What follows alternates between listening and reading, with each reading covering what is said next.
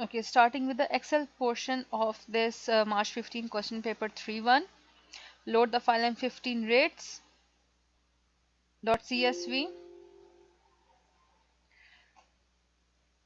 Select the range A2 to C173, A2 to C173, and define the name range as EXCH. Define name EXCH.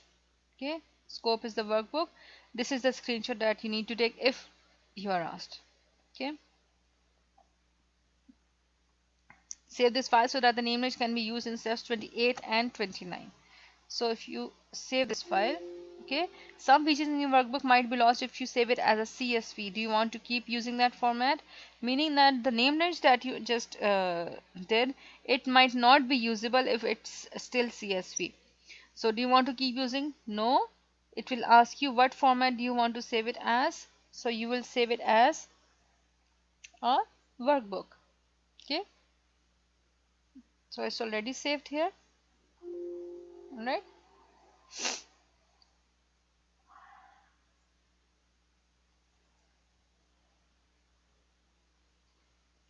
I will open the one that already saved. Okay. So you can see that this has the name range as EXEH. This is what we are going to use in the later steps. Load the file 1531 project.csv. Project.csv. Okay.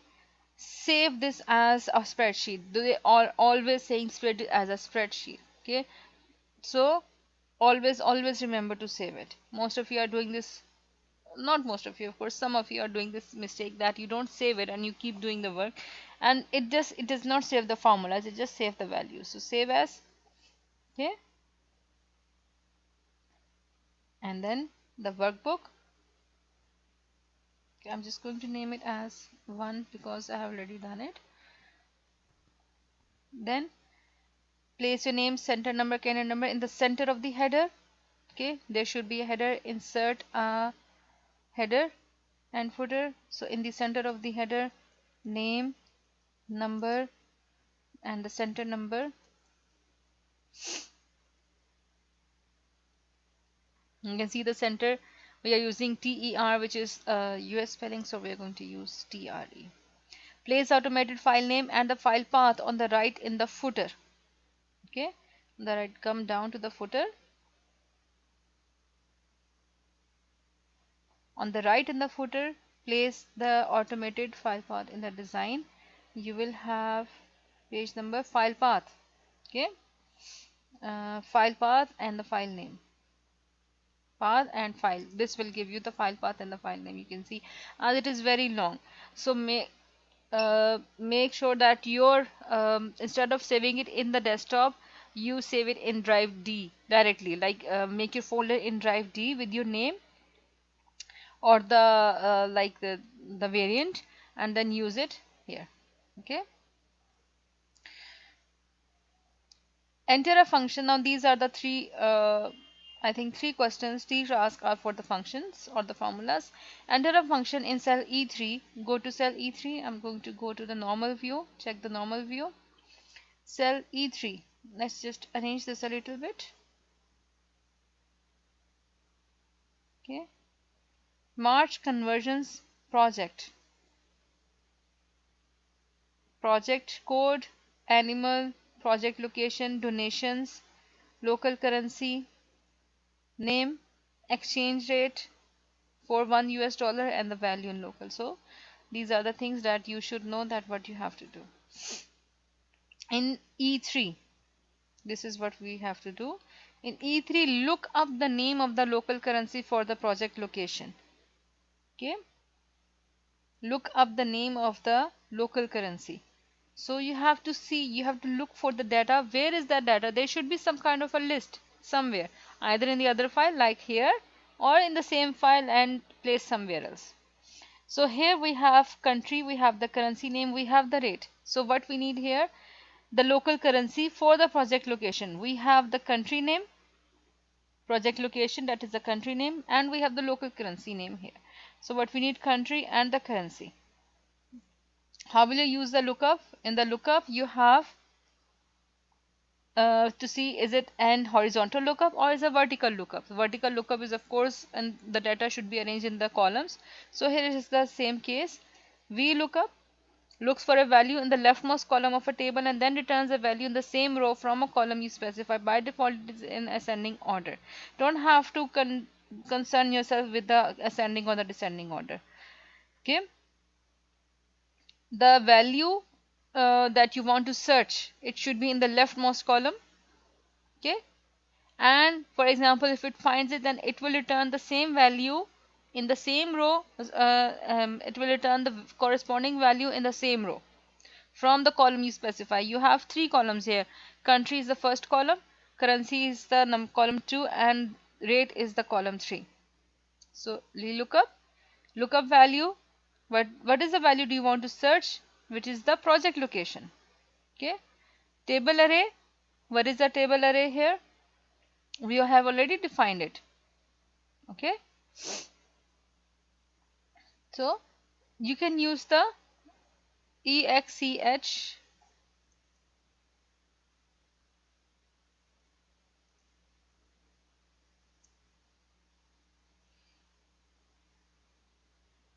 Okay, just select this and it should give you the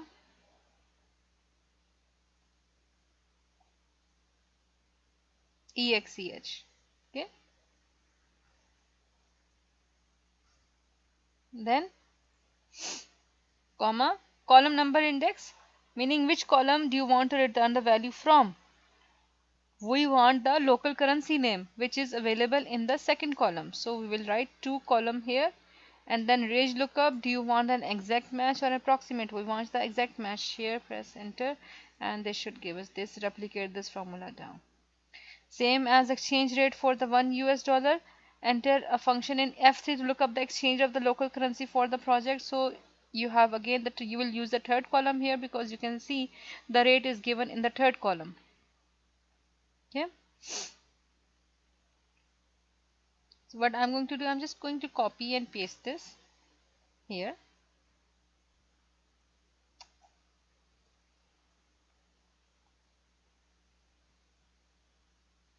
So it's double click and then only one thing needs to be changed. You can change the column number. Okay, enter a function. Okay, enter a formula. Now the formula means that you don't have to use any function. There should not be any predefined function like sum or product or VLOOKUP. There would be formula that you will write yourself. G3 to calculate the value of donations in the local currency. So whenever you are changing from one currency to another, you always have to multiply. So equal donations multiply by, that is the asterisk sign, the local rate. So replicate this down. Display all the currency values with appropriate currency symbol, meaning if this is dollar then it should be currency and dollars. Okay,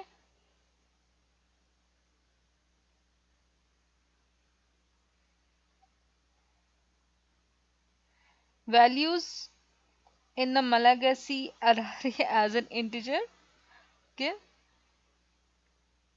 and this one. Okay, this should be integer number. Okay, no,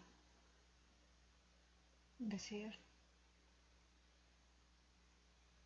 Okay, all other currencies to two decimal places, meaning this Madagascar, it should be just number, like it should be two decimal no decimal places. All the other should be two decimal places, like this. Okay, again do the same thing here, two decimal places. Donations should be in, again, in the dollars. Okay, display all the values in column F to one decimal place. Column F should be one decimal place, so decrease the decimal. Merge cells A1 to G1, so they become a single cell. A1 to G1, so they become a single cell. Format, so it has this. So I'm just going to leave this for now. Save and print the spreadsheets. Showing the formulas. Showing the formula, you have to go to formula and then show formula here. So it should be on a single page. So make sure that your column widths are not that much. The page layout should be the landscape. This is visible, visible, and then visible. Okay.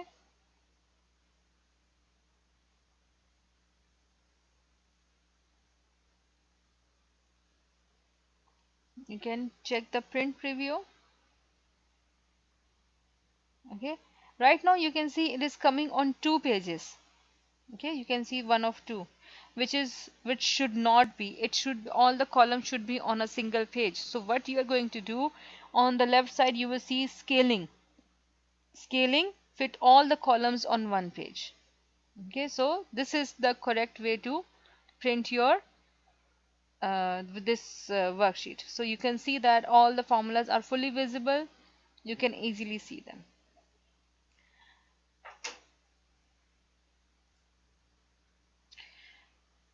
Row and column headings are visible. Okay, that is a little bit tricky. You have to go in the page setup. Page setup, in the sheet you will see here row and column heading. Okay, right, this is row and column headings. Then you have print outfits on a single page. This is done. Row and contents are also fully visible. Page orientation, landscape, all these are done. So save and print them. Now print the spreadsheet using the values. Okay, just click on the print. Print the spreadsheet showing the values. So formulas, show formulas, turn it off. Arrange a little bit the value. Okay, one thing that was that we did not do is you have to um, make the local currency here, local symbol. This is South African Rand, so go to, this should be again currency, more accounting formats, and then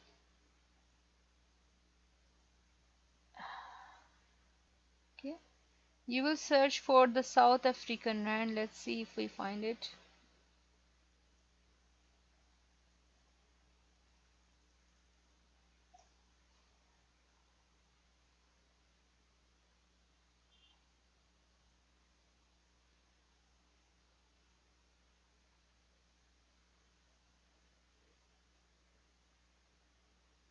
Okay, for this they mentioned that you can use the encyclopedia. So our online encyclopedia is of course Google. So you can write South African Rand symbol. Okay.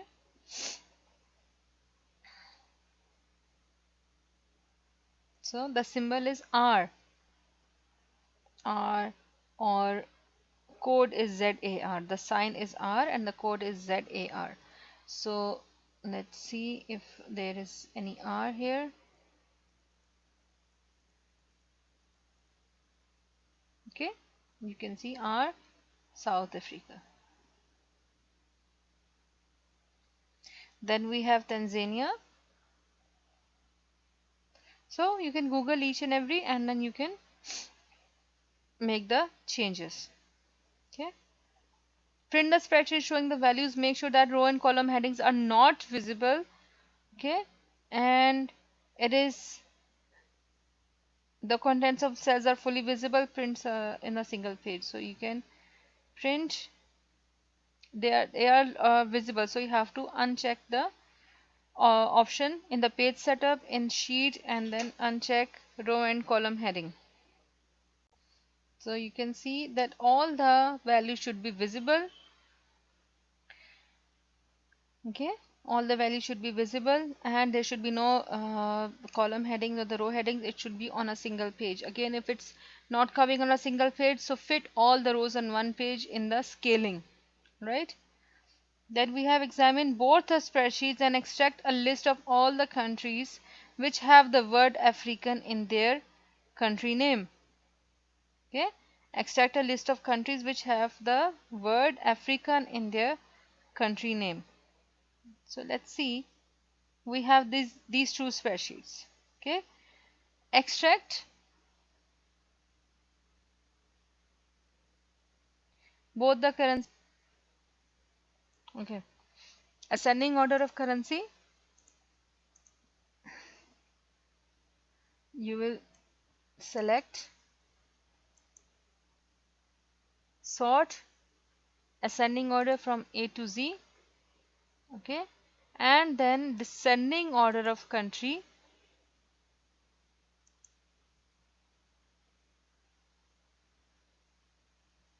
it's a custom sort.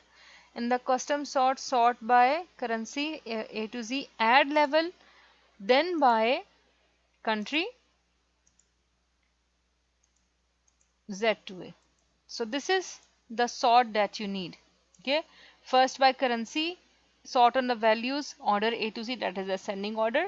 Then by country, sort on the values and order Z to A, that is a descending. Okay, so you can see it has been sorted like that. Print this extract showing the values. Make sure the contents of row 1 are fully visible. All extracted data is fully visible. Okay, the contents of row 1 are fully visible and all the data is fully visible. You can print. Alright, this is the print that you should have.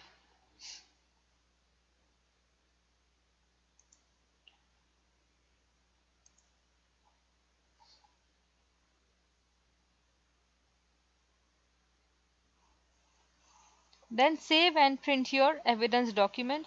After the examination time, highlight those portions of the markup which show that external style sheet is attached to the web page, as I mentioned in the evidence document.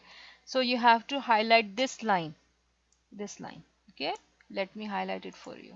This is the highlight that you have to do. Table is center aligned. Highlight those portions of the markup. Markup means the HTML source. The table is center aligned in the window. Table is center aligned in the window. So go to the table. Okay, and this should give it. All right, sometimes it will be you can see that the alignment can be done here in this also, but if it is giving here, just find the alignment. Okay, and then highlight it. Alternate text for each image. For each image you have to find the alternate text that you did. You can see every image. This is the image file and the alternate text, alt. Okay, you can what you can do, you can also highlight this portion only, then the next one alt, or you can highlight, it's fine, you can highlight the full line or you can highlight just the, okay, again this highlight, and the last one is here, the lizard. Okay,